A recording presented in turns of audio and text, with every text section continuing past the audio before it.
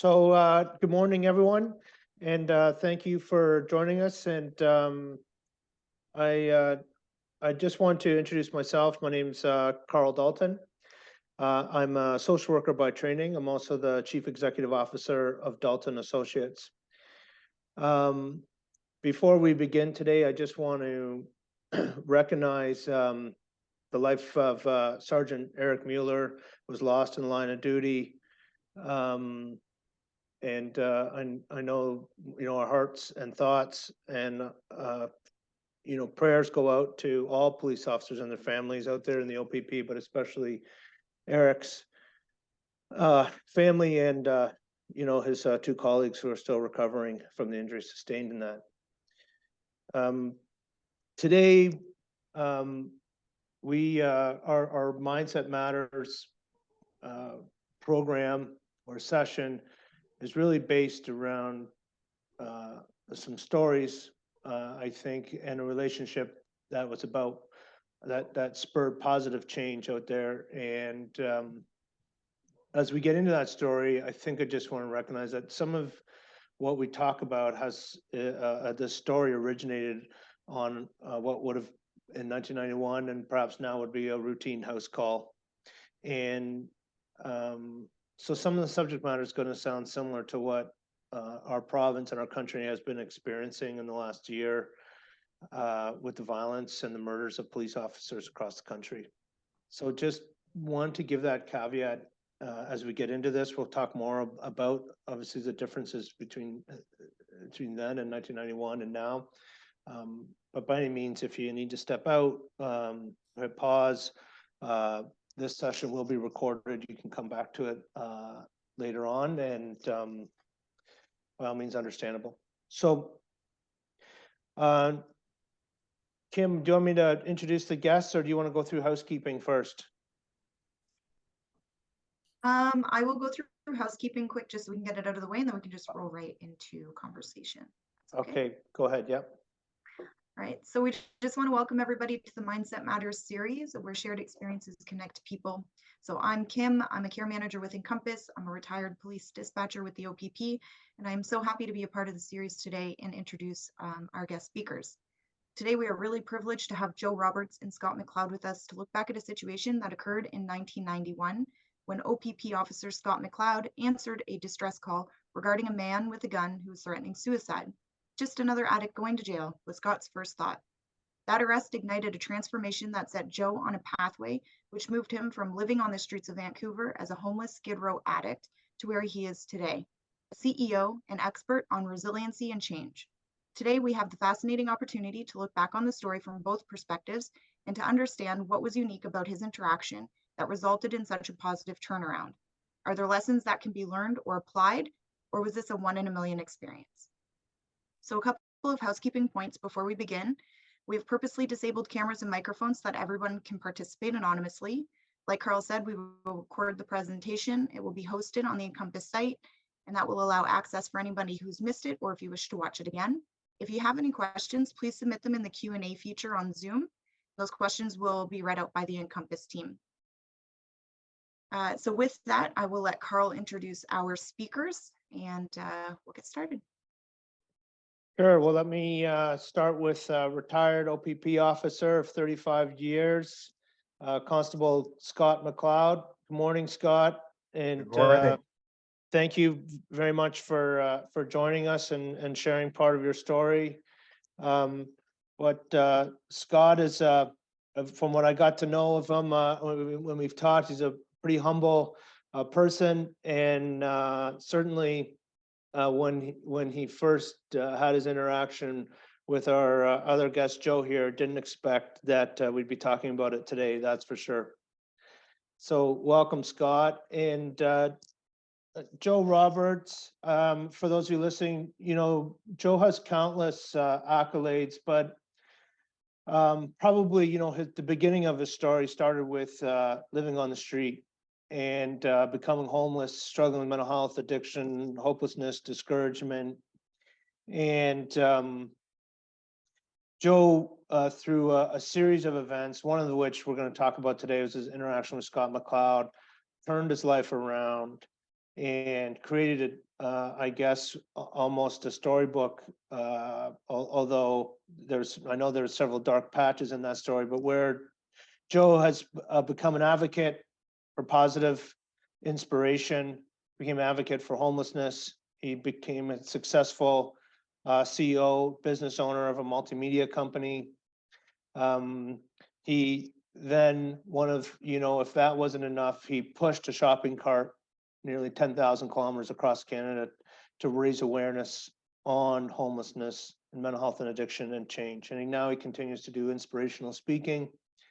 And one of the things that Joe has turned what you've turned your attention to anyway, Joe, which is quite relevant to today, and one of the reasons why we started talking is that we really want to change the current narratives or the ongoing narratives or some of those narratives about policing and police interactions and the public's interactions with police. And you have a story in which there's many peaks and valleys, but you really attribute it to a real positive interaction with Scott here. And Joe, maybe we'll hear from you first, and just if you can just tell us a little bit about your story that led to the point, where you were homeless, struggling with addiction, having run-ins with police, and we'll start with there, get your background on that. And Scott, feel free to jump in as well here as if anything comes up. So go ahead, Joe. Yeah, thanks for that introduction, Carl. And I just want to say it's an honor to be here. I think that there's pieces of this story that we can then learn and extract, and it's one of the reasons why I'm really open to sharing this with anyone related to law enforcement or with inside the justice system across Canada and the US. So go back to the late 80s. I was that guy pushing a shopping cart around the inner city. I collected cans and bottles to support an opioid dependency. I high volume contact with police, with social services, in and out of shelters. I'd lost my way, and I wasn't a threat. I was more of a nuisance. I was all of my run-ins with the legal system could be related back to substance abuse. So the thing is that it didn't start that way. And so one of the things that I always advocate for is sort of empathic curiosity. It's like, what happened before that happened? So, I grew up in a typical normal lower middle class Canadian family in Midland, Ontario. I lived beside the water tower on Dominion Avenue, and first 8 years, things were perfect. Dad worked at the seatbelt factory. Mom was a stay-at-home mom, an older brother, younger sister. Dad unfortunately passed away suddenly in 75. And what happened next was a series of very unfortunate events. Stepdad, who replaced him shortly thereafter, was a violent, abusive alcoholic. So I went from this father figure who said, I love you, you can do and be anything, to a man who said things like, you're stupid, you're dumb, and you'll never amount to anything. And back, if you go back to the early 70s, mid 70s, one, we didn't process grief very well. And two, we didn't talk about what was going on in our homes, at school. We didn't have open conversations about physical, mental, and emotional abuse. So at a very young age, I had trauma. And it went unresolved for years, right? This becomes really important and I think relevant, is that if you don't deal with the stuff deals with you. Because what happened is, by the time I was 15, 16, I started coming out sideways. I started getting in trouble at school. I started getting in trouble in the community. I was non-compliant at home. So at 15, I got kicked out of the house. At 16, I dropped out of school, got kicked out of school. At 17, My son. I love it. Sorry, great. guys. It's Homesick today. that's a Zoom moment. That's captured, dude. That's great. At 15, kicked out of the house. 16, dropped out of school. 17, I found myself involved in the criminal justice system. Basically, things just kind of slid from there. I was bumping around on the streets of Barrie, Ontario. We had moved up to Barrie, and I was a kid with all this potential. I was sharp when I was in school, and grade 3, 4, 5, but I'd lost, I'd sort of lost my traction and fell through the cracks. By the time I was about 18, I decided to leave the community of Barrie. I'd become well known. Again, not a threat, just there was a consistent downhill spiral. I jumped on a Greyhound bus and went out to Vancouver, and within 3.5 days I landed in Vancouver, and I thought, Vancouver is the place where I'm going to get a second chance. But I, like so many small kids in Ontario and throughout the country, I left that small community and went to a bigger community. And what was waiting for me in that bigger community was all kinds of access to more dangerous things, predation, crime, different kinds of drugs, all of that stuff. And I was in a pretty vulnerable place and fell into that relatively quickly. When you look across Ontario, you see young kids leaving, these northern communities and ending up in Thunder Bay or Sault Ste. Marie or Kenora, Sudbury, Toronto. This is a really common thing. And so by the late 80s, I was pushing that shopping cart in Vancouver. I hit bottom. I had a day where I sold the boots off my feet. And shortly after that, it was, I reached out and I asked my mom for some help, and she flew out to Ontario, or out from Ontario to Vancouver, met me on a street corner and took me back home to Midhurst. Now, I do have to say this because it comes up later, but in that moment of sort of hitting bottom, I remember, being completely broken, walking down the street in the middle of December, 3 days before Christmas, without shoes on my feet, thinking, how did a kid from Midland, Ontario end up on the 100 block of East Hastings, the poorest postal code in Canada, addicted to drugs? And I didn't really have a good answer for that. But in that moment of despair, I believe something happened, and I became willing to take responsibility for my life. So, it was this turning point where I stopped blaming my stepdad. I stopped blaming the government. I stopped blaming everyone else and said, okay, what do I got to do? Something else happened on that day too, as I reached out and I said a little prayer. Now, I would never describe myself as deeply religious by any means, but I've always believed in something. And I asked for a second chance. And in that sort of prayer, I made a promise. I said, if I get a second chance, I'll do something to pay it forward. Back in Ontario, Mom, in many ways, provided sort of a housing first strategy for me. She gave me a roof. I was away from that. My health improved. I had access to laundry. I was sleeping indoors. So those things were good, but the trauma persisted, and so did the substance abuse. And one of my patterns was I would become intoxicated and become despondent, suicidal. It would, mildly, it would be just this dull depression, lifelessness. But when I became really, intoxicated, it would surface as, suicide ideation. And one night she walked into the room and I was sitting beside a handgun, and she got really scared and called the OPP. She called 911. So that call went to a dispatch center. And what happened that night is from what I understand, Scott and his partner were dispatched to that home in Midhurst. I do want to say, I wasn't a threat, but somebody coming from the outside wouldn't have known that. Mom knew I wasn't, but she knew me and she knew my behavior because she had spent, a lifetime with me. I was more sort of crying out for help, but it was an incredibly dangerous situation. And what happened that night is it went well. And Scott diffused a very dangerous situation. And that led me going to RVH, Royal Victoria Hospital in Barrie, where, I work with some mental health professionals, and got me stabilized enough so that I could go into a detox in Kingston, which led to a full residential treatment program.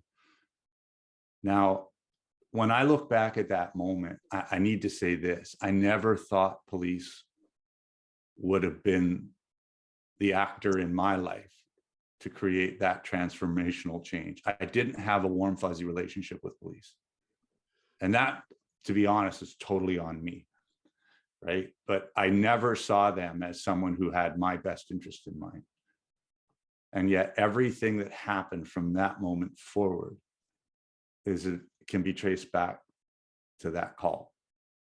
And so one of the things that I'm, it's really important to me today is to honor law enforcement professionals, because some would look at this story and say, it's a unicorn story. Yeah, some of the things that happen after that are the success in business, walking across Canada. Yeah, that's kind of crazy, weird, but every single day, law enforcement professionals interrupt people's lives.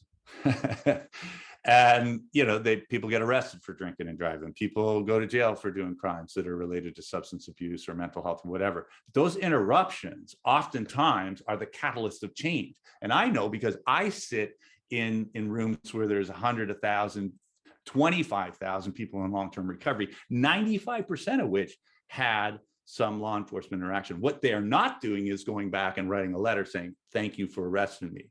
That was the turning point in my life.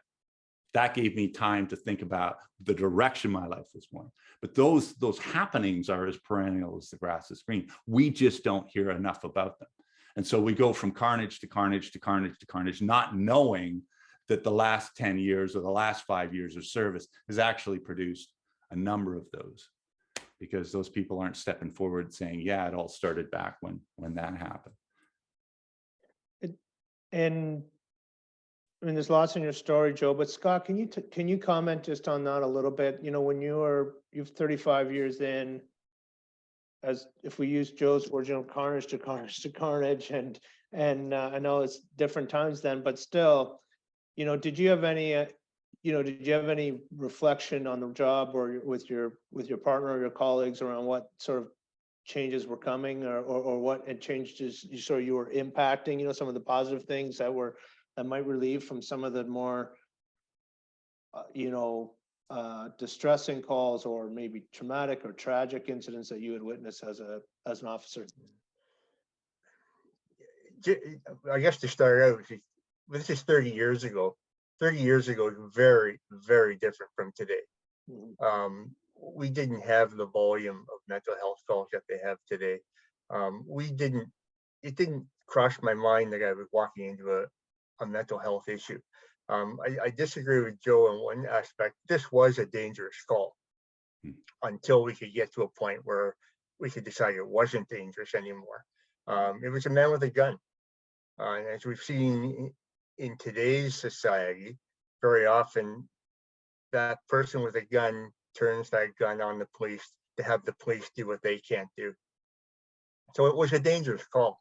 As far as thinking about mental health issues, that didn't cross my mind for most of the call and the interaction I had with Joe that night. It became very obvious very quickly that this wasn't a dangerous situation. It was a man who needed some very serious help. And so the whole focus of my partner and I almost immediately changed. Once we had control of Joe, our focus changed. And it was to get Joe to the hospital, to get smarter people than me, to get him the help that he required. At the same time, I still had a job to do. This was a man with a gun. I couldn't ignore it all. There were some other issues that Joe and I developed a rapport fairly quickly, and we came to an agreement. Some things were forgotten, but as I said, I had a job to do, and I ended up laying some very serious charges that night. But it became evident very quickly that it was Joe that needed some help. So the first thing we did was we called for an ambulance to get him to the hospital. Mm-hmm. You identified, I just said maybe because, Joe, you were saying internally you didn't feel like you wanted to threaten anyone, but you were asking for help. And it was a call for help, and maybe that's why you know, similar to the first time you called your mom to come and pick you up in Vancouver, essentially. Maybe we can just, I think that's a really important part for our listeners.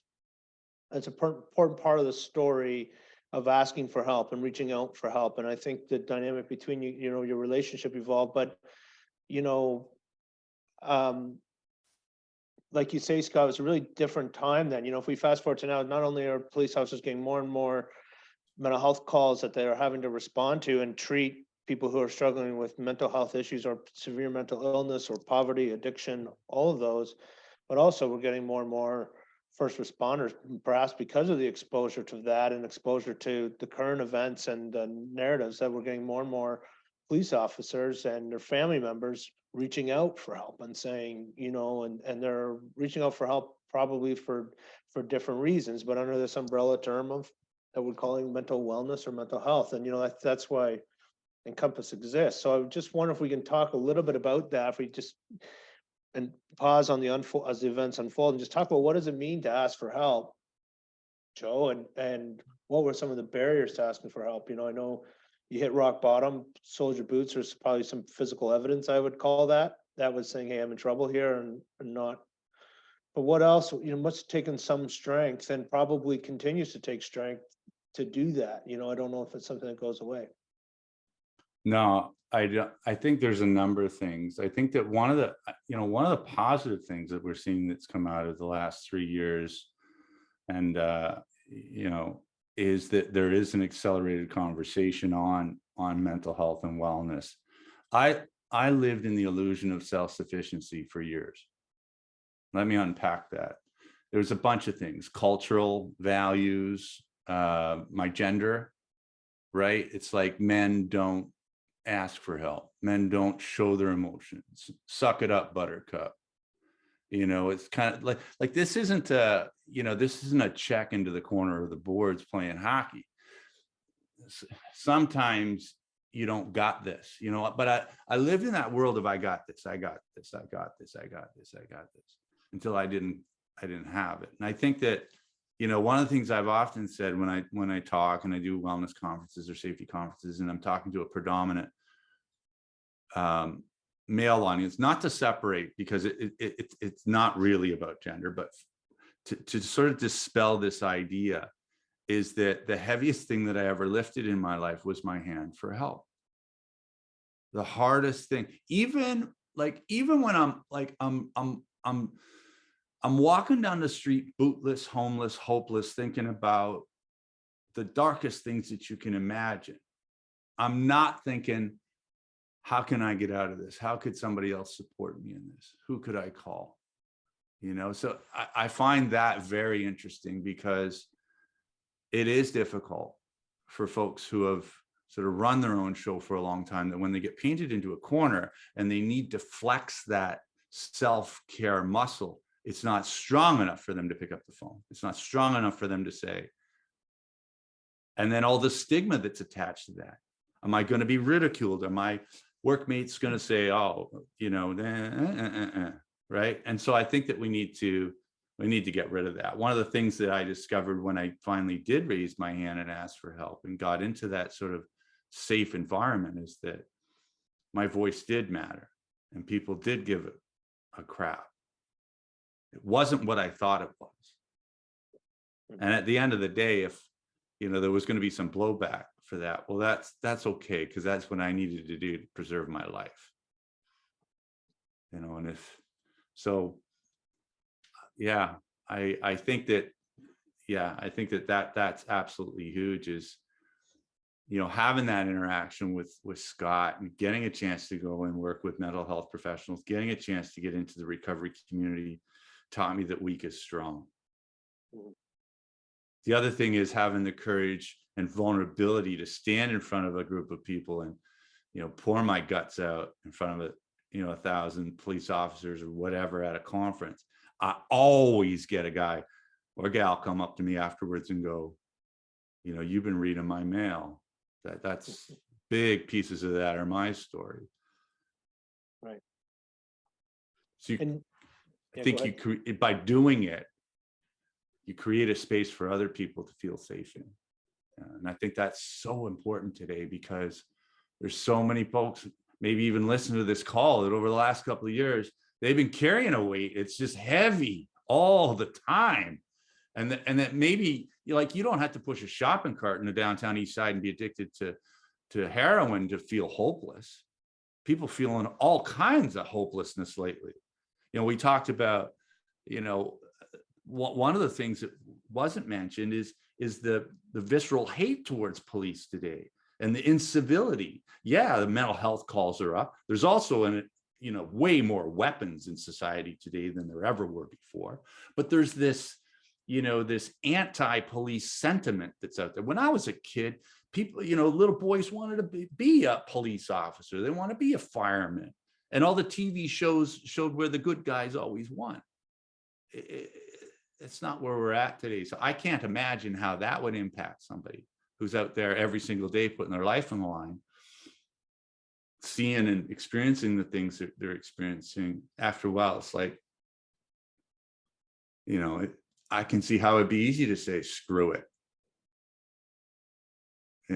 I don't know. That's just my perspective. I don't know what it's like to don the uniform and to do the work, but from my perspective, yeah, that's huge. Yeah, I think the sphere of mental health help has changed dramatically in the last 30 years. I remember one call years after I was with Joe, and a minister came by. It was a death scene, and he wanted to talk to some of the other first responders. They might be having issue with this deceased person. He said, but then his off the cuff remark was, "I know the cops will just go have a beer and they'll be okay." And that comment kind of blew me away. I said, like, the policemen were, we tended to, and I'm sure a lot of first responders, we tend to develop a dark humor. It's a coping mechanism. But back again 30 years ago, when Joe and I were together, there was no help. It wasn't a focus anywhere. And that's shifted dramatically, and that's amazing today. Look at the number of policemen, police officers, men and women, who are off sick right now, because the influx of mental health calls has risen so dramatically. They're so focused on trying to help someone else, they don't help themselves. But within our organization, within the OPP, I know there's been dramatic changes, and other police services as well, where those officers can get some help. I mean, this organization that we're talking through right now is one of them. So, I mean, that's a huge positive for the police officers involved. Carl, can I Yeah. just ask ahead, a Kim. question? Yeah. So just before we get off the topic, I was really curious, Joe's mom played such a large role in this, this event, reaching out for help, bringing him back, and then, having to call 911 that night that everything kind of escalated. And I was just wondering if you can speak on your interaction with her and kind of give us some insight into like how she was that night, what your interaction was like with her, what's your relationship kind of after the fact once charges are laid. Joe's mom's a firecracker. She's really neat. The night we met, though, I think she was at the end of her ropes too. I mean, she was so devoted to Joe. She flew up to Vancouver to bring him home. The night we got called, she had nowhere else to go. She was concerned. She was scared, and yet she put the trust in us to help her out. I've since met her several years later in Vancouver when Joe and I were speaking, and the first thing we did was give each other a big hug. Now she's a neat lady, and she's pretty resilient. She stayed with Joe all this time, so she's a pretty amazing lady. It's amazing. Joe, are you gonna follow that up on your mom, or is that too close? Yeah, it's I'm just feeling Gotta some be. feels right now. I bet. Mom, we bet. just went through Mother's Day, and I met Scott. I had my mom. The thing that I think about is, first of all, I'm not special. You know, you can, yeah, you look at the awards and, oh, yeah, he's special. No, I'm not. I'm just someone who had access to the right people and the right resources at the right time. And it all worked, you know. Mom was my advocate, and she fought tooth and nail. But not everybody has my mom. Not everybody's going to meet Scott. Not every circumstance is going to play out the way it played out. Yeah. And so I'm the luckiest guy in the world that I had those people. The advocacy work that we do in the foundation and the whole walk across Canada was to champion access to resources for marginalized peoples, young people specifically. It's like, get them the support they need when they're struggling with mental health, when they're struggling with family violence, when they're struggling with, you know, living under a roof that's unsafe, when they're struggling with, you know, poverty issues or generational trauma or inclusivity issues, right? Get them the support they need, because the research is really clear. If you help them, think about almost every one of us had that period in our life at 14, 15, 16, 17, where it started to kind of go left or right. But if you look at what guardrails we had in our life, that mom, that sports team, that coach, that faith, whatever it was, kept us from, you know, ending up in the ditch. Some kids don't have the guardrails at all. Bam, they're in the ditch. And then, you know, what happens is they end up being full-time customers of law enforcement for the next whatever, until they die or end up in a penitentiary, or, you know, do something, or not, just kind of struggle for years. So, you know, mom, if it wasn't for mom, and I, you know, I say this all the time, if it wasn't for mom, I just don't know. And I gotta say, like, I really like this theme that you keep touching on, is the trauma that occurs, you know, in the younger years, in the formative years, and how that really plays into the lives of people who end up, you know, as criminals or as addicts or out on the street. So it's so important for that compassion piece of people coming into those lives to look at what might have happened in the past that led them here. What guardrails did they not have? I think that's so important. Well, you're bang on, Kim. And conversely, how does that impact the role of whether you're civilian or sworn officer in law enforcement? Look, when stuff happens and it builds up, you know, Scotty, you say, well, they just go to the bar and have a beer. No, they don't.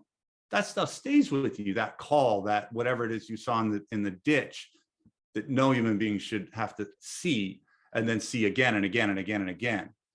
You know, the last couple of years has created a mental and emotional backlog for people. We may be moving out of it, but I liken that to, yeah, I got off the street, but until I actually dealt with the trauma, I wasn't safe. So you have to unpack all of that stuff. If you don't have the tools to unpack that stuff, what happens is it shows up in our life in other ways. And that's why statistically, right across the entire country and in the United States, we see this uptick in eating. People are eating their emotions, they're gaming, they're losing themselves on social media, they're drinking more, they're using more recreational drugs, because human beings don't do well with emotional uncertainty. And when we see stuff and we experience stuff and we don't know how to process that, it shows up in other ways. And the darker side of that, we see firsthand what happens to first responders, to fire, to AMBO, and to police, PTSD, suicide ideation, you know, like, and that's what breaks my heart, is that there is help, there is, you know, this ability. And that's why I go back to that. I talk about how I raised my hand and I invited people in when it got really dark and scary. And if we Yeah, go if I back to can- that, go ahead, Scott. Yeah. Sorry, I was just gonna say that people ask me how I handled 35 years, and I'm arguably still sane. The analogy I always give is we're all filing cabinets. And like Joe said, every traumatic thing, you put another piece of paper in your file cabinet. Eventually your file cabinet gets full. And unfortunately, you have to be the one to initially reach out for that help, to unpack that, as Joe says, unpack that filing cabinet. But we never know. The difference between one person and another is they might be a 2-drawer filing cabinet and it gets full. I might be a 4-drawer filing cabinet and it never got full. So, but you have to realize that. And unfortunately, it's the person themselves that has to realize, you know what, my drawer's full. I need help. And Joe was at that point, he raised his hand and said, I need help to unpack this. I need to get rid of some of these papers. You just don't know. You can't look at a person and say, okay, there's trouble. You just don't know. Yeah, I mean, you don't know what those, you know, what we're sort of talking about also all the way back to, I guess, what gets called adverse childhood experiences or early childhood trauma. And this builds, and everybody is different because everyone is raised different, you know, same, but, you know, we know as a clinician and resiliency work that we've done, we know you can have two people in the same household experience same things, have dramatically different outcomes still. So, I mean, there is these, you know, depending on what happens outside the home. So I just think it, you know, to circle back to this, to the story here, because, you know, I think that's what I like about this. I mean, this is my clinical side coming to this is, Joe, part of your healing was to really emphasize this interaction you had with Joe, and you hang on to that, and it became a grounding point for you to move towards change. It became this a place you could go back to in your head, for example, of where someone on the support was there, your mom Scott was there. So that's what, you know, that's how I view the story anyway. Joe is saying, look, this is a ground point. So Scott, maybe if we pick up, so when you get called, we know Joe's in his basement, a number of scrambled thoughts, but certainly mom is worried. You get called in with your partner, and you want to pick up the story from there, from your recollection of what happened and how you handled that, because I think it's a true policing story here. Sure. So we met Joe's mom at our corner store. She had left the house, came to a place of safety. Explained to what was going on. We ended up going to Joe's house, and I had to wait for my partner. Back in those days, overnight, we were a one-person cruiser. So I waited for my partner. So there's two of us. There was probably the whole shift that night, but there were two of us that went to the house. We decided that my partner and Joe's mom would stand at the top of the basement stairs. Joe had a basement bedroom. I was overwatched through a basement window with my handgun drawn in case it went bad. So I was able to see what was going on. I could warn my partner and Joe's mom to get out if it was going to go the wrong way. As it turned out, Joe came out of his bedroom when he was called by his mom. To this day, I remember he was wearing an old raggy blue terry cloth house coat, had long hair down his back. He was obviously under the influence of something, and he walked right into a pole. But he was unarmed. So I raided my partner. He went down with Joe's mom, Arlene, and then I followed. There was a phone off the hook, and Joe had actually been talking to Barrie City Police, and there was an officer on the other end of the line. I asked her to call an ambulance, but I knew at that point Joe was going to be looked after. He was going to get some help. He was going to, get taken to the hospital. But again, I had a job to do, and I was looking around, and there was a gun that was supposed to be in the house, and I couldn't find it. So I decided, that was my focus. I wasn't emotionally attached to this call at all. I knew Joe needed help. He was being looked after, and the ambulance was on the way, but I needed to find that gun. I found very early in my career, I'm not a big man. So I found if I talk really fast and keep talking, I'll hit on a point that resonates with the person I'm talking to. And that's what I did with Joe. So I treated him with respect. I treated him like I would talk to anybody, with compassion, some empathy. I needed to create a connection between the two of us. That took a couple of minutes. And shortly before the ambulance showed up, Joe told me where the gun was. So two things were completed. Joe was getting help. I was getting the firearm off the street, and off he went. As I say, I still had a job to do. We came to an agreement. Some things were forgotten, but he ended up with some very serious charges. Shortly after he went off, I followed him to the hospital, make sure he was being looked after. I mean, I still had to tell him what was going to happen. And it was funny. 'Cause I still remember the doctor gave him, I'm assuming, a Narcan, something to bring him down, and he came down from his high immediately. Like it was such a stark change in his demeanor. It was actually, I found it funny. You know, he was off on cloud nine. Suddenly he was down with me, and you know, in reality. And then he went off to the hospital, you know, and I left and continued my work. And I didn't see him for a long time after that.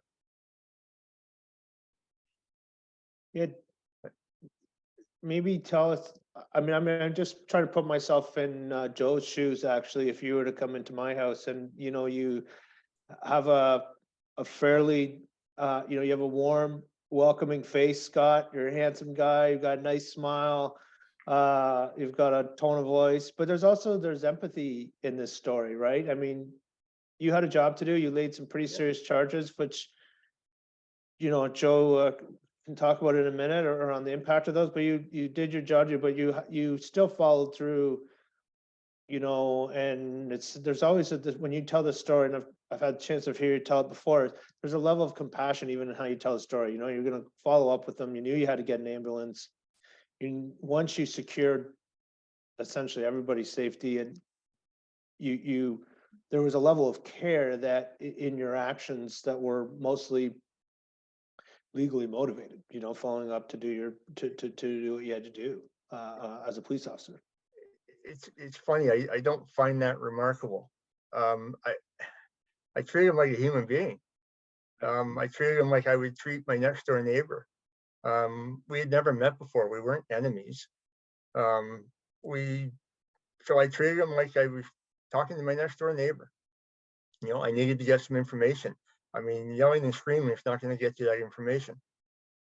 Treating him with respect and compassion and empathy is going to get you the results you're looking for. And I was lucky enough to make that connection with him, and you know, we both got what we needed by the end of our interaction. Right, that's such a valuable point. That was the main goal, right? You found 2 wins there. Oh, absolutely. Yeah, absolutely. Yeah, and probably a third win for the rest of us in the public, just so you know, it's not lost on me. You know, but And so just kind of, Carl, being yeah, cognizant of time. sorry, yeah. Yeah, that's okay. I just want to kind of hear Joe's side of, from going to hospital. You said that you had a lot of help with mental health resources while you were there, and then just kind of where you two reconnected to come out with this, you know, this change that happened in your life. Yeah, I think just sort of to speak and wrap up my perspective on the Scott Joe interaction in Midhurst. I have had a lot of police interaction up until that point, and there was an edge. There wasn't an edge to Scotty, and I always had a cat and mouse relationship with law enforcement, right? So I respected the role, and I knew, you know, when I was in trouble, that I got a little bit of a tether, and it could go either way, and it was always dependent on my behavior. So if I want to be, you know, drunk and belligerent, I know how that's going to go, and it's not going to go well for me. So what Scotty offered was a bit of a deal. He was smart. He knew the most important piece was to secure that weapon. And so, yeah, there was something about that there was something about him that I responded well to. And so that went well. Off to the hospital I go. They kept me for a couple of days at RVH. Can't remember if it's 2 or 4 or 5, whatever, but they, you know, because of the, you know, the suicide implications and the ideation and all that, they kept me stabilized, but they also helped. And again, with my mom, she knew that it was more than just that bubble. I needed to now get into treatment. And so she fought really hard to get me a bed at Serenity House in Belleville, Ontario. So few weeks after that, I went off to Belleville. Now, Scotty did lay charges. He laid possession of stolen property, possession of prohibited weapon, possession of restricted firearm without acquired FAC or whatever that is, the not having the permit. But here was the big one: possession of prohibited weapon while prohibited. And that was a very, very serious charge, because I had a prohibition on weapons because of a switchblade I had gotten caught with in Vancouver. So I had these things hanging over my head. I go into treatment. I do really well. I flourish in this community. And I think, again, it was timing, but I also want to say that a lot of it was self-preservation. I knew if I continued that there wasn't going to be much. So self-preservation really played a role in me going through the uncomfortable early stages of recovery. But what was remarkable is I found community. I found a recovery community. I found other people like me. And I found out that I wasn't that unique. And I wasn't that special. Lots of people dealing with lots of stuff, and they respond in very similar, predictable patterns. And the good news is there's a reprieve for that. There's a system and process you can work to make new meaning out of the tough stuff, and a neat road ahead where you can get freedom from that. So off I go off into the sunset. For treatment, I enter into college. I graduate with honors, which was amazing because I always thought I was a stupid kid. I got kicked out of, 3 of the 4 high schools in Barrie. Going to college was, never something that, I thought was possible for me. I graduated, I went out into the business community, and it's really interesting. You talk about empathy. Empathy is what makes you very, very good in business sales and development, understanding the problems of people in front of you and then how to solve those problems. And anyways, I within 12 years, I went from, the guy pushing the shopping cart and that interaction that I had with Scott to being on the cover of Canadian Business. And somewhere along the way, I think it was my first year sober, I wrote Scott a letter. I've always felt as a leader, it's important to give attaboys. It's important to catch people doing the right thing. It's important to acknowledge. It's important to acknowledge people. I don't know where that comes from, but I've always believed that you gotta thank you. And so I wrote Scott a letter, and it went to the Rose Street Detachment, and it just said, "Hey, thanks for arresting me. I got a year sober. I'm off in school." And so I stayed in contact, and I let him know, hey, I had a year sober. Hey, I graduated college. Hey, my daughter was born, so I stayed in contact with Scott. And when I had 10 years sober, I living in BC, I'd moved back to BC, and I flew back to Toronto, drove up to Barrie, and I gave Scotty a 10-year coin that my recovery community gave me. And I said, thanks. And I didn't realize until years later how much that impacts Scott. But yeah, I think, and that's one of the reasons why I tell this story, Kim, is that there are so many of those stories out there where people think, hey, I should thank those folks, and they never do. Like, how many people sit down to pen a letter? Dear Sergeant, or dear officer, dear constable, thank you so much for arresting me for DUI.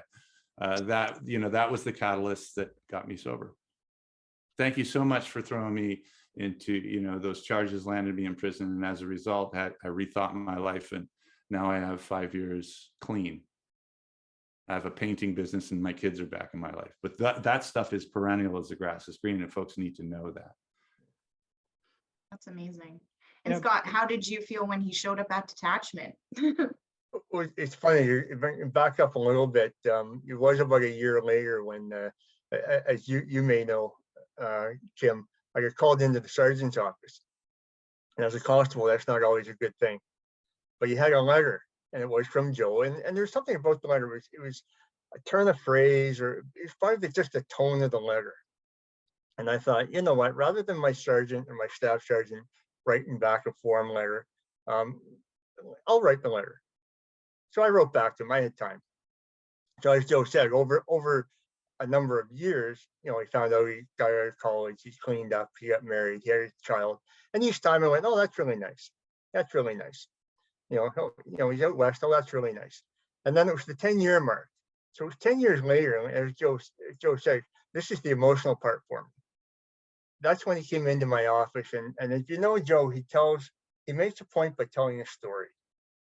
And at the end of this story, he looked at me and said, you know, you never know where that moment of help is going to come from. And he said to me, he said, my help came from you. Of course, we're in the back of my office. By this time I'd moved on to the ident unit. And I'm kind of looking at the ceiling, trying to disengage here because my eyes are watering, as they are now. And then that's when he gave me the coin. And I thought, and that's what blew me away, because it wasn't the physical coin that he gave me, it's what it represented. You know, that 10-year fight to get clean and to stay clean. I mean, that's huge. That, as I say, I still get emotional 30 years later. That was huge. That's when I finally clued in, you know, not the brightest bulb in the tree, but I finally clued in that, you know what, maybe our interaction was pretty special. You know, maybe we did do something good that night. You know, it took a long time to get to that point, but with that coin, that brought it home for me. And maybe, Scott, you would never be exposed that overtly to the good you're doing. Is that fair to say? Oh, absolutely. You Like never know. You never know, right? No, I mean, to be, I hate to use the term, to be honest, but to be honest, after the charges were laid, I moved on, you know, to my next shift, my next call, my next, you know, it wasn't until Joe reached out that we started to have a personal relationship. And that would have impacted your wellness probably at some point, like knowing that it's got to, you know, if it makes you get emotional and figure out, well, like knowing that piece would ultimately also help you, right? Saying, look, 35 years later, I did some good on the job. You have a grounding moment. If you don't have a dozen of these in your pocket, Scott, I don't know. I'm sure you did lots of good, you know, but no, I don't have everyone, a dozen of them, but not a lot would have this type of impact anyway on you, right? It would improve your wellness. I would, when we were talking about that earlier, right? Like, oh, huge. You would improve your well-being. Huge. I love telling the story. It's a defining moment in my career. It's probably the defining moment in my career. You know, 35 years, you only need one Joe call to make your career worthwhile. I'm the lucky one. I found out I did something good.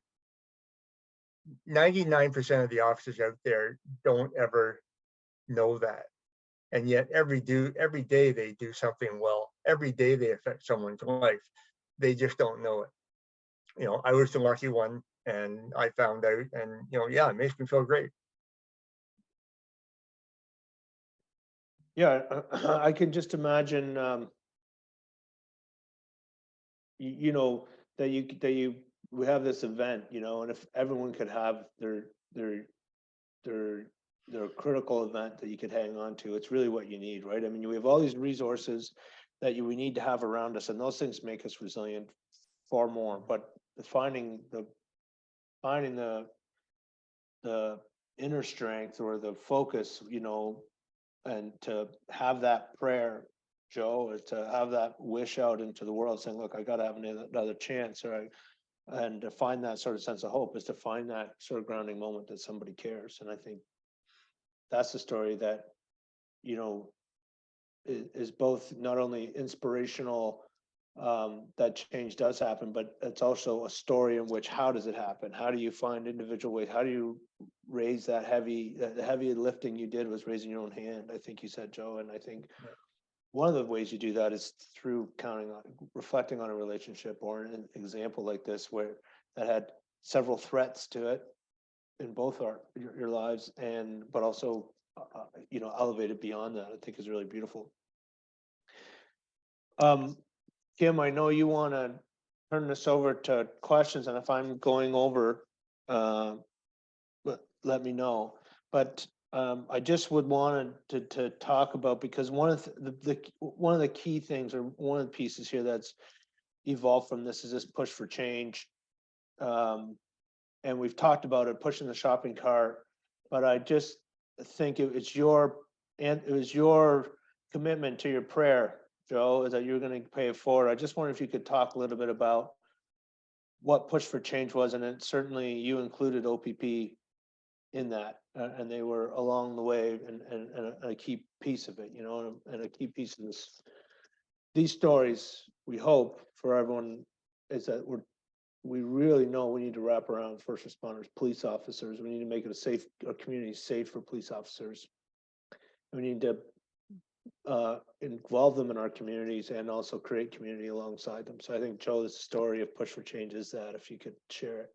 Yeah, truncated version. So 2013 or 2003, my daughter was born. I decided to leave the business world. I built a company to my level of incompetence. And what I mean by that is I was now in that leadership role. It's a little tongue-in-cheek, the Skid Row CEO. I'm really a very good sales and business development person, not particularly fond of that big chair, that big leadership role. And so I left, and it was around this time I began to ponder that pay it forward, that prayer and promise, the prayer and promise, and the promise to pay it forward. And I was working with a gentleman named Sean, Dr. Sean Richardson, and we were doing speaking, consulting. I was talking to kids in schools, and we were trying to wrap our heads around how do we engage the country in a conversation on what we could do to better support vulnerable kids. You know, kids that struggle with mental health, kids that struggle with inclusion, kids that struggle with homelessness or unsafe home environments or early childhood trauma, all these antecedents that lead to that perfect storm that has somebody fall through the cracks, get involved in criminal activity, get involved in gangs, get pulled into the sex trade, all of those pieces. And so it was Sean who said, well, when Canadians want to raise money, they run across the country. Why don't you run across Canada? And I remember saying, why don't you run across Canada? You know, last thing in the world I wanted to do was run across Canada at 40, whatever it was, years old, late 40s. He said, well, why don't you walk? I said, well, how would it be different? He says, why don't you push a shopping cart? It's a symbol of chronic homelessness. It's the thing you're trying to avoid. So boom, this idea is born on a WestJet flight into Calgary. And there was something about it that made the hair on my neck tickle. And so we just started working away. And I did a trial walk from Calgary to Vancouver, which was almost 1,200 kilometers. I succeeded in doing that with this makeshift shopping cart. And I knew we were onto something. We stepped back 3.5 years of building the campaign. We had to raise $1 million. And we had to get all kinds of community partners on board. And finally, I found myself in Cape Spear, Newfoundland, staring down a 9,000 kilometer walk across the second widest country on earth. And over the next 17 months, I successfully got up every single morning at 5 a.m. and walked 24 kilometers, 35,000 steps. But here's the key piece. It would not have got the attention it did in Ontario and across the country if it wasn't for the partnership that we had with the OPP. The OPP came on board and partnered with us as a community safety partner. So it wasn't just about providing, a police cruiser behind us for traffic support, although that was very important to keep us and the public safe on the highways, but it was the engagement in those communities. And we got to connect with over 100,000 kids. We raised almost $600,000. We got $1 million gifted to us when we finished it. And, I'm often asked, what was it like? It was a challenge. It was tough. I had to connect to purpose and passion when I was in Northern Ontario, when it was cold and windy. But, what I did is I remembered why I started this thing to begin with, which was to raise the volume and for young people who are vulnerable, who don't have a voice. And, my favorite day was, well, actually I have two of them. My favorite day was walking into Ontario in Hawkesbury, and Commissioner at the time, Commissioner Vince Hawkes was there to greet us, but so was Walter Gretzky. And I remember walking with Walter. Rob Jameson was there as well from OPPA, and we walked together in that community. We engaged the kids. And I remember saying to Walter, what one piece of advice would you give me as I'm about to walk into Northern Ontario in the winter? And he looked at me and he said, don't quit. But then he said something else. He said, remember why you're doing it. Yeah. And I think this is so relevant, Carl, because it's like when we go through the last couple of years where we're in this environment that is anti-police, when the heavy crap weighs us down, Don't quit. Remember why you do this. And sometimes you gotta clear away some space and remember, why did I sign up for Police Foundation? Why did I get into this gig? And if you're in, if you're a family member or you're in the civilian side of things, what values, what piece of this really resonates? Connect to that. That's basically what Walter was saying to me. Remember your why, remember your purpose. When your knees ache and your ankles ache and it's cold and windy and bitey, remember why you're doing it. That helped me successfully traverse the entire country. And 70 months later, I walked into Vancouver. And I remember walking past, Scotty, you won't remember this because you were a bit of a step behind, but I walked past the park bench that I sat bootless. I walked past the corner where I said that prayer and promise. And you were about 8 steps behind me. Yeah, it was a good day. Yeah.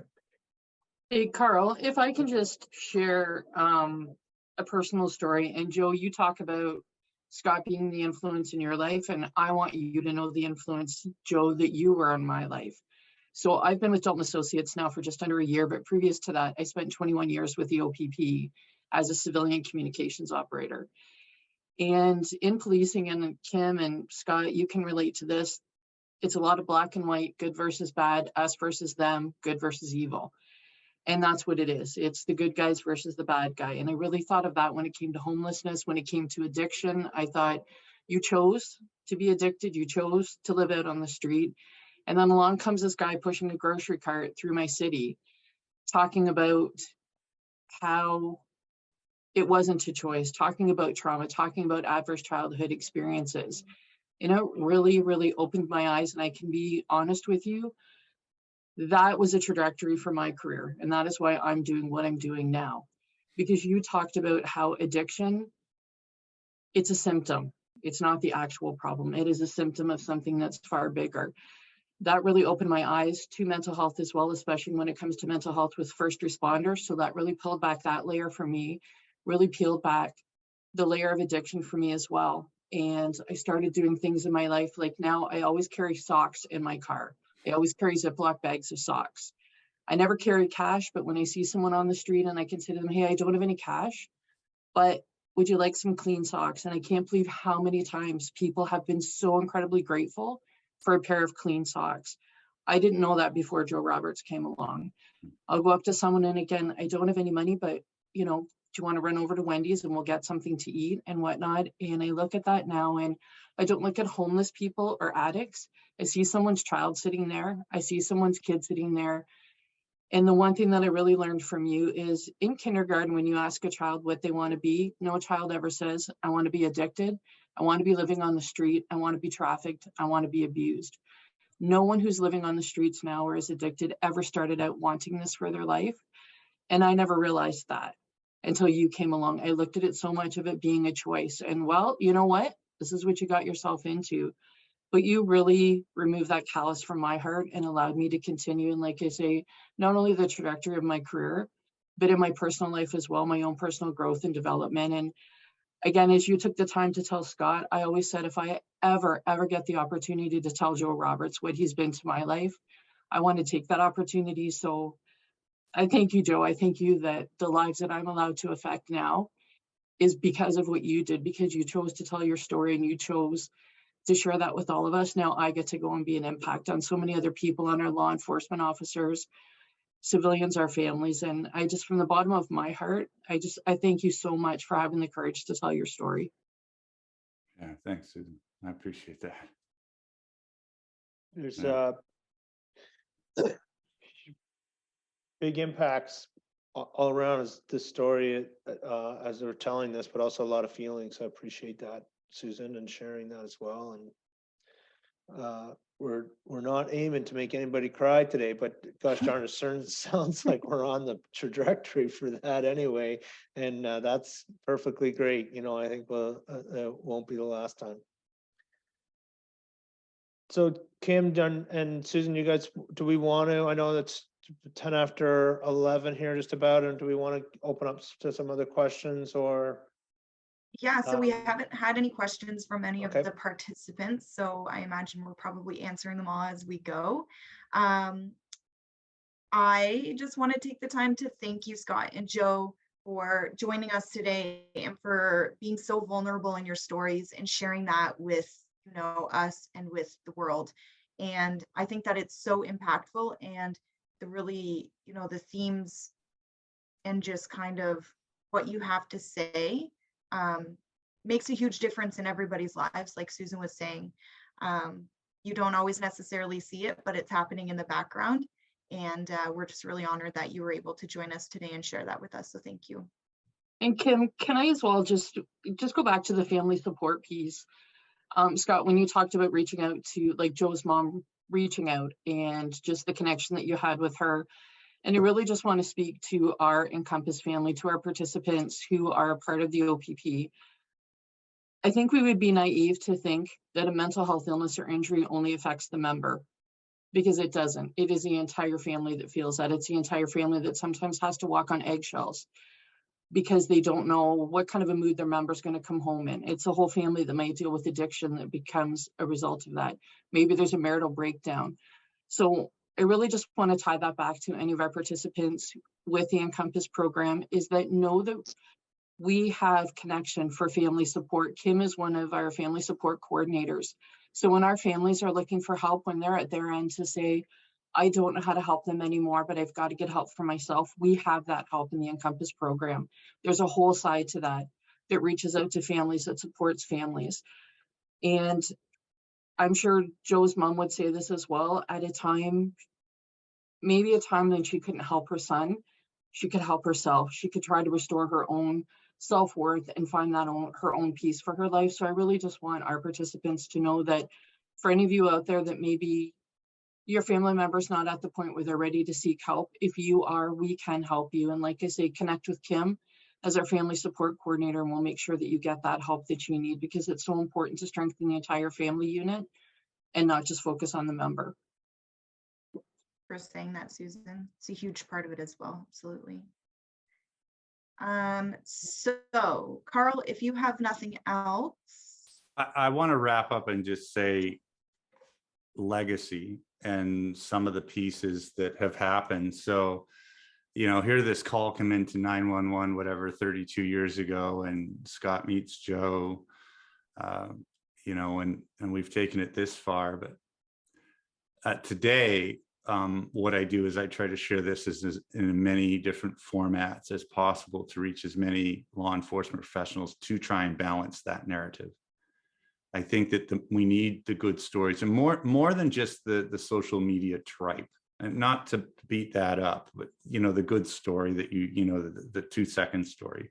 I think we need to get deeper into some of the nuanced pieces here. And I'm really encouraged and inspired by what you shared, Susan, by how that impacted you. We got to, and I was saying this to Kim earlier, we got to visit all 5 call centers across the OPP, thanks to Glenda Reed and her involvement, and Deputy Commissioner Rick Barnum. And so it was important. And I know how it impacted OPP members. I had people coming up to me with 28 years service and saying, you forever changed the way I see this issue. But taking it forward, last year I spoke to the American Probation Parole Association. I spoke to the International Association of Chiefs of Police at their wellness conference, and I spoke to the FBI, and we're constantly sharing this story. Scotty and I have shared this story on platforms, and as long as I have runway left, I want to try and take this story to as many people and share it as possible. But I also want others to share their stories. Imagine what a book would look like from the OPP that had everyone's career-defining story. That would be like chicken soup for the cop's soul, right? It's like, and there really is a lot of really good stories to tell. And I think that, yeah, we need to tell good stories now more than ever, because at the kernel of those good stories are hope, purpose, and passion. I think that's an incredible take-home message, Joe, and I can see why people listen, and the depth of your the understanding of this event and the depth of it and how it can change the narrative. And I think sign me up to support getting a chicken soup for the soul for police officers and their families, because you know, we see it all the time through Encompass, but we see the impacts of the world, but also we know there's incredibly touching stories. And I've probably personally never been welcomed into a community the way I am with police officers and their families, and felt so supported and cared for. It's actually, you know, I know it's not, I know it's, you know, probably the same in other first responder families, but certainly there's a ton of caring in policing. And there's a ton of melancholy and there's empathy there. And we just don't get that. We, as you say, we only get 2-minute quick flashes on social media. So I would support that, and want to thank everyone for joining in on us. Thanks a lot, Scott, for bringing and sharing so openly. And certainly, you know, I think that this story is so rich with how to not only get through that situation as a police officer, but how to build a relationship, how to impact change. You know, so I just appreciate the story and the richness of it and where you've allowed it to go today. And so if you have anything else to add, or Scott, and otherwise, there's no questions on the line here, Kimmy, then we'll There's wrap not, up. but I do have one more question for Scott, if you don't mind, Sure. Scott. What Go. is one piece of advice that you would give to other police officers in a situation where you're dealing with someone that's in such a vulnerable state? It's a good question. I think my first thing I would tell them is to take a step back. Take a step back and look at the whole situation. Don't look at the fact that in my case it was a gun call. Take a step back and look at what's involved in that. And also know that the person that you're dealing with isn't necessarily, and is very unlikely, trying to do you harm. They're like we said earlier, they're calling out for help. It's the last cry for help. And then I also say to any officer, you know that every day you go out there, you are doing good. I said earlier, like, I was just lucky to find out exactly the impact I had. 99% of the officers out there don't know and never know what kind of an impact they had, but they have to know, you know, deep in their hearts that they're making a huge impact every day, and to keep fighting, keep going out and keep doing good. Love that. Thank you. But just to add to that, and because from my perspective, what Scott did was he separated person from behavior. Support the person, challenge the behavior. We have a job to do. We have criminal code to defend. Like, this is important stuff. You know, that's not okay. So separate person from behavior. That's in essence what Scott did. He held me accountable. Make no mistake. I went to court, and I actually, I had some very serious consequences as a result of those. There wasn't a walk on those charges. Right. But that empathic curiosity is key, but support the person and challenge the behavior. And I think when you do that, you win every single time. Yeah. I think it's important too, you separate yourself. I think that eliminates internalized shame too. Joe, is that you separate our own behaviors from the person and not internalize those things. I think it.